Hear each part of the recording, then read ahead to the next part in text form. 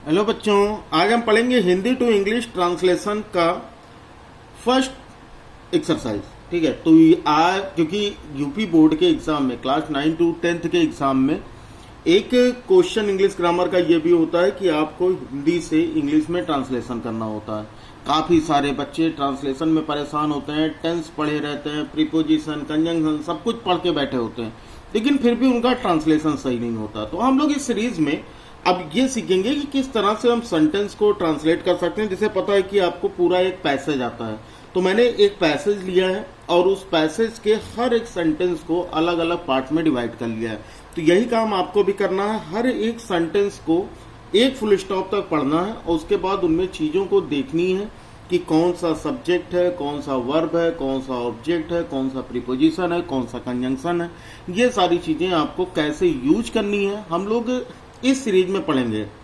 आप 10 से 15 ट्रांसलेशन की वीडियो देखने के बाद डेफिनेटली अगर ऊपर वाले ने चाहा तो भाई जो हम भी ट्रांसलेशन की सीरीज शुरू कर रहे हैं इसी में से आपको एक ट्रांसलेशन मिल जाएगा। अगर नहीं भी मिलता है तो सबसे बड़ा फायदा ये होगा कि अगर किसी भी और कोई भी और ट्रांसलेशन आता है तो भी आप उसको इजीली कर पाओगे। तो वीडियो को पूरी देखिएगा, हर एक चीजें मैं आपको बताने वाला हूँ। वीडियो पसंद आए तो वीडियो को लाइक कर दीजिएगा, अपने फ्रेंड में शेयर कर दीजिएगा और साथ ही साथ इंग्लिश और मैथ्स की हम लोग तैयारी इस चैनल पर कर रहे हैं। तो चैनल को सब्सक्राइब कर बेल आइकन को जरूर प्रेस कर लीजिएगा ताकि हमारे किसी वीडियो की नोटिफिकेशन आपको मिल ना सके, क्या कोई मिस ना हो सके और आप ज्यादा से ज्यादा मार्क्स बोर्ड एग्जाम में गेन कर सके। तो चलो फिर हम लोग देखते हैं पहला सेंटेंस। देखो क्या दिया गया है। 2 अक्टूबर 1869 को पोरबंदर में गांधी जी का जन्म हुआ। अब इस सेंटेंस को पढ़ के पहले तो ये समझना है, देखो अगर ये लिखा होता कि गांधी जी ने जन्म लिया तो वो एक्टिव सेंटेंस होता, ठीक है, एक्टिव वॉइस में होता। लेकिन यहाँ पर गांधी जी का जन्म हुआ तो जन्म को इंपॉर्टेंस दिया जा रहा है, तो इसका मतलब ये सेंटेंस हमारा क्या है, पैसिव वॉइस।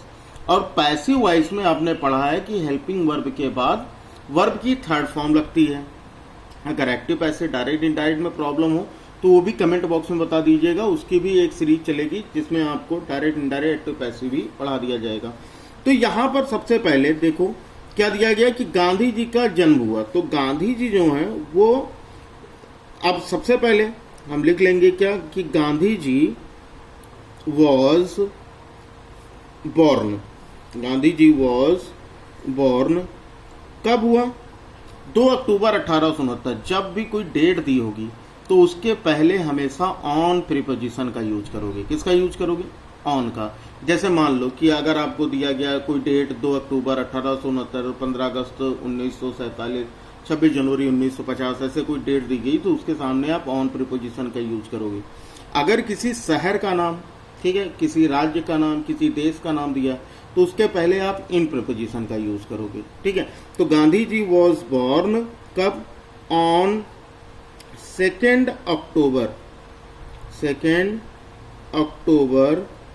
1869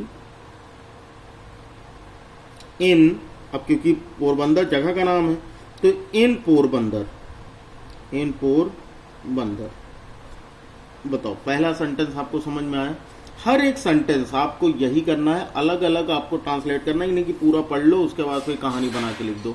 हर एक सेंटेंस, क्योंकि क्लास 10th में आपकी ग्रामर चेक होती है तो हर एक लाइन पर प्रीपोजिशन, कंजंक्शन, है ना, नाउन, प्रोनाउन, एडजेक्टिव, एडवर्ब, आपको सारी चीजें ध्यान देनी है और साथ में आपको टेंस फॉर्मेट भी ध्यान देना है। तो चलो फिर पहला सेंटेंस समझ में आ गया। दूसरा, उनकी माताजी उनको सच्चाई की कहानियां सुनाया करती थी। देखो एक तो होता सुनाती थी, तो अगर होता सुनाती थी तो वो पास्ट इंडेफिनिट टेंस हो जाता है एक्टिव वॉइस का, लेकिन सुनाया करती थी तो मतलब अक्सर उनकी यह आदत थी। तो जब कोई पास्ट की कोई हैबिट होती है तो वहां पर हम यूज करते हैं यूज्ड टू का। किसका, जब भी मैं क्रिकेट खेला करता था, I used to play cricket, ठीक है। और ये यूज्ड टू जो है ये एक मॉडल ऑक्सिलरी वर्ब है और इसके बाद हमेशा वर्ब की फर्स्ट फॉर्म आती है। तो उनकी माता जी, तो हिज मदर, सही है, तो हो जाएगा हिज मदर यूज्ड टू, क्या करती भैया, किया करती थी ना, तो यूज्ड टू क्या किया करती थी, सुनाया करती थी। तो यह हो जाएगा टेल। क्या सुनाया करती थी? Stories. Use to tell him, उनको, ठीक है, क्या सुनाया करती थी? स्टोरीज, कहानियां। कहानियां की इंग्लिश होती है स्टोरीज, ठीक है। किससे रिलेटेड? सच्चाई की कहानियां, मतलब related to truth, related to truth या फिर रिगार्डिंग ट्रूथ, रिगार्डिंग ट्रूथ। बताओ, बात समझ में आई? क्या है? उनकी माता उनको सच्चाई की कहानियां सुनाया करती थी, तो his mother use to tell him stories regarding truth. ये बात, क्योंकि यहाँ पर सच्चाई की कहानियां तो हम बोल देते हैं स्टोरीज ऑफ ट्रूथ, तो स्टोरीज ऑफ ट्रूथ नहीं, ठीक है, क्योंकि उससे रिलेशन नहीं है। तो यहाँ पर हम रिलेटेड टू ट्रूथ कर सकते हैं या फिर रिगार्डिंग ट्रूथ कर सकते हैं। क्लियर है? चलो थर्ड पार्ट देखो। अब थर्ड पार्ट दिया गया, वह उन कथाओं को बड़े ध्यान से सुनते थे। कौन सुनता था भाई? गांधी जी। तो वह, तो ये हमारा प्रोनाउन है, तो हो जाएगा ही।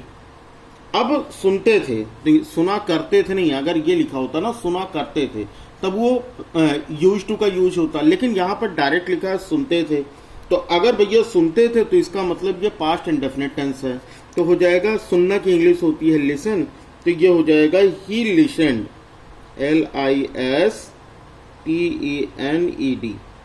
ही लिसन। किसको सुना करते थे? उन कहानियों को। To those stories. किससे? स्टोरीज, बड़े ध्यान से, यानी कि वेरी केयरफुली। क्या कर सकते हो? वेरी केयरफुली, या फिर आप कर सकते हो वेरी अटेंसिवली। तो कुछ भी आप जब भी देखो, केयरफुली का मतलब सावधानी पूर्वक होता है ना, तो उसकी जगह आप अटेंशन का यूज कर सकते हो। तो यहाँ हो जाएगा अटेंसिवली, ATTEN और TIVELY, अटेंसिवली, थोड़ा सा इसको, ठीक ना। तो ये हो गया हमारा अटेंसिवली। क्लियर है बात? तो ये, वह उन कथाओं को बड़े ध्यान से सुनते थे। He listen to these stories very attentively. उसके बाद आगे कहानी चलती कि उनका विवाह कस्तूरबा के साथ हो गया। तो यहां पर उनका विवाह, तो यानी हिज मैरिज, ठीक है। अक्सर लोग क्या ट्रांसलेट करते हैं कि his marriage done with Kasturba, लेकिन नहीं, यहां पर उनका विवाह कस्तूरबा के साथ हो गया। तो मतलब यहां पर भाई उनकी शादी जो है, वो विवाह जो है वो कस्तूरबा के साथ हुआ। तो ये हमारा क्या हो जाएगा? पैसिव वॉइस, ठीक है। तो यहां पर क्या हो जाएगा? ही was married, he was married. और अक्सर लोग लगाते हैं विद कस्तूरबा, लेकिन एक बात याद रखिएगा कि मैरी का जोड़ा हमेशा टू होता है। जहां पर भी मैरी आएगा ना, उसके बाद विद या कोई और प्रीपोजिशन नहीं आएगा। वहां पर क्या आएगा हमारा? वहां पर मैरिड का जोड़ा आएगा, कंजंक्शन जो होगा वो टू होगा। तो मैरिड टू कस्तूरबा, ठीक है, कस्तूरबा। बताओ भाई, समझ में आई बात? देखो, उनका विवाह कस्तूरबा के साथ हो गया, तो हो जाएगा ये पैसिव वॉइस है। तो ही वॉज मैरिड, मतलब यहां पर कोई डायरेक्ट काम नहीं हो रहा है, उन्होंने शादी की नहीं है, शादी हो गई, ठीक है। तो अगर शादी की होती तब तो भैया ही मैरिड होता, लेकिन हो गया, तो इसलिए यहां पर वॉज मैरिड, ये पैसिव वॉइस हो गया। क्लियर है? आगे बढ़ते हैं। वह बंदूक या तलवार से नहीं लड़े। अब देखो, वह बंदूक या तलवार से नहीं लड़े, तो डायरेक्ट उनकी बात हो रही है, उनकी लड़ने की, तो मतलब ये एक्टिव वॉइस है। और नहीं लड़े तो इसका मतलब ये लड़े, तो ये पास्ट इंडेफिनिट हो जाएगा, ठीक है। तो यहां पर हो जाएगा ही डिड नॉट फाइट, वो नहीं लड़े, तो ही डिड नॉट फाइट। किससे नहीं लड़े? बंदूक या तलवार से। ही did not fight with a gun or a sword, with a gun or sword। बताओ भाई, बात समझ में आ रही है? with a gun or sword। तो he did not fight, वो नहीं लड़े किसी बंदूक या तलवार से, with a gun or a sword। आ लगाओ, क्योंकि दोनों सिंगुलर काउंटेबल नाउन, तो उसके आगे आ आर्टिकल का यूज होगा। समझ में आया? वह बंदूक या तलवार से नहीं लड़े। ही डिड नॉट फाइट विद। अच्छा, विद का यूज क्यों हुआ? जब किसी औजार का प्रयोग किया जाता है ना, औजार का नाम हो तो उसके सामने हमेशा विद का यूज होता है। तो यहां पर विद अ गन और अ स्वॉर्ड। क्लियर है? आगे देखो सेंटेंस 6, यहां पर दिया गया उनका कहना था कि जिस काम को गलत समझो उसे मत करो। अब देखो ये सेंटेंस बहुत ही टिपिकल है। यहां पर क्या कह रहा है? उनका कहना था। तो उनका कहना था तो मतलब ये सेंटेंस जो है वो डायरेक्ट इनडायरेक्ट स्पीच का है, क्योंकि उन्होंने कहा। तो उनका कहना था तो हो जाएगा वो कहा करते थे, तो हो जाएगा he said, comma inverted comma. ठीक है, अब इतने पार्ट का हो गया हमारा। की जगह पर हमने कॉमा इन्वर्टेड कॉमा का यूज कर लिया। जिस काम को गलत समझो उसे मत करो। तो सबसे पहले सेंटेंस में ये ढूंढो कि कौन सा पार्ट इंपॉर्टेंट है, कौन सा पार्ट इंपॉर्टेंट है। जिस काम को गलत समझो उसे मत करो, तो मतलब करने का काम तो ये है हमारा, है ना। अब यहां पर ये तो है कि भैया उस काम को मत करो जिसे तुम गलत समझते हो।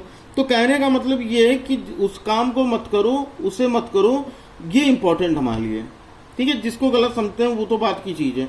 तो सबसे पहले हमको इसे ट्रांसलेट करना होगा कि उसे मत करो। तो हो जाएगा do not do the work, do not do the work, do not do the work. किसे? डू नॉट, जिस काम को गलत समझो। तो विच, जिस काम, तो जिसके लिए विच कंजंक्शन का यूज करोगे। ठीक है, विच, जिस काम को तुम गलत समझो। समझो का मतलब जिसको तुम समझना का मतलब अंडरस्टैंड नहीं होगा, यहां पर समझो जो तुम सोचते हो। विच यू थिंक, ठीक है, जो तुम्हें लगता है। विच यू थिंक, क्या लगता है? गलत है।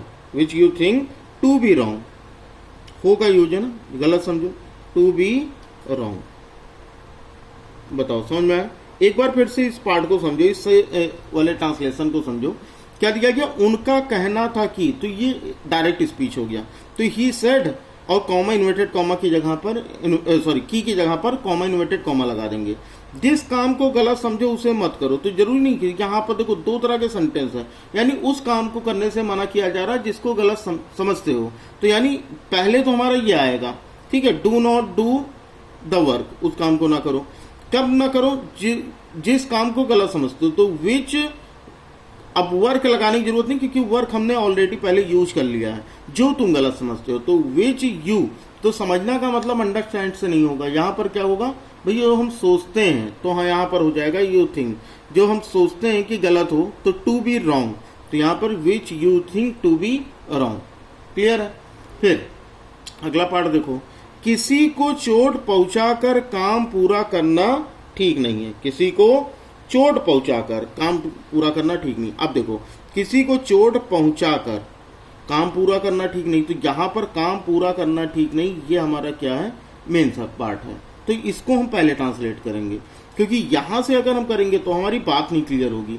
ठीक है, किसी को चोट पहुंचाकर, आप यहां से काम पूरा करना ठीक नहीं, तो सबसे पहले इसको ट्रांसलेट करो। तो क्या हो जाएगा? It is not better to complete, या it is not better to complete, it is not better to complete a work. ठीक है, किसी काम की बात कर रही है या किया जा रहा है, तो कंप्लीट अ वर्क। कब? किसी को चोट पहुंचाकर, किसी को चोट पहुंचाकर। तो हो जाएगा बाय हर्टिंग किसी को, एनीवन, बाय हर्टिंग एनीवन। ये हो गया हमारा ट्रांसलेशन। ठीक है, तो किसी को चोट पहुंचाकर काम पूरा करना ठीक नहीं है। तो यहां पर हमको भैया सारी चीजें मिल रही हैं, तो इसलिए हम ये पहले करते हैं। It is not better to complete, better कर सकते हो या फिर आप प्रॉपर कर सकते हो। ठीक है, तो it is not proper to complete a work, मतलब किसी काम को करना, वो काम पूरा करना ठीक नहीं। कब? किसी को चोट पहुंचाकर। तो चोट का होता है हर्ट, तो हो जाएगा बाय हार्टिंग एनीवन। तो बाय का यूज क्यों हुआ? बाय का यूज इसलिए हमको करना है क्योंकि ये इसका रीजन है। ठीक है, तो बाय हर्टिंग ये इसका रीजन है कि भैया कौन सा काम ठीक नहीं है, कैसा काम ठीक नहीं है। किसी को चोट पहुंचाकर अगर कोई काम कर तो ठीक नहीं, तो इसलिए बाय का यूज होगा। तो बाय हर्टिंग एनीवन। क्लियर है। अब यहाँ पर एक बार फिर से देख लो क्या क्या चीजें थी। यहाँ पर सबसे पहले 2 अक्टूबर 1869 को पोरबंदर में गांधी जी का जन्म हुआ। Gandhi ji was born on 2 October 1869 in Porbandar. उनकी माता उनको सच्चाई की कहानियां सुनाया करती थी। His mother used to tell him stories regarding truth. वह उन कथाओं को बड़े ध्यान से सुनते थे। He listened to those stories very attentively. उनका विवाह कस्तूरबा के साथ हो गया। He was married to Kasturba. वह बंदूक या तलवार से नहीं लड़ी। He did not fight with a gun और अ स्वॉर्ड। देखो यहाँ पर बहुत लोग फॉट लगा देते हैं, जबकि फॉट नहीं, डिड के बाद हमेशा वर्ब की फर्स्ट फॉर्म का यूज होता है। फिर उनका कहना था कि जिस काम को गलत समझो उसे मत करो। तो ये डायरेक्ट स्पीच है। तो ही सेड की के जगह पर कॉमा न्यूटेड कॉमा लगा दिया।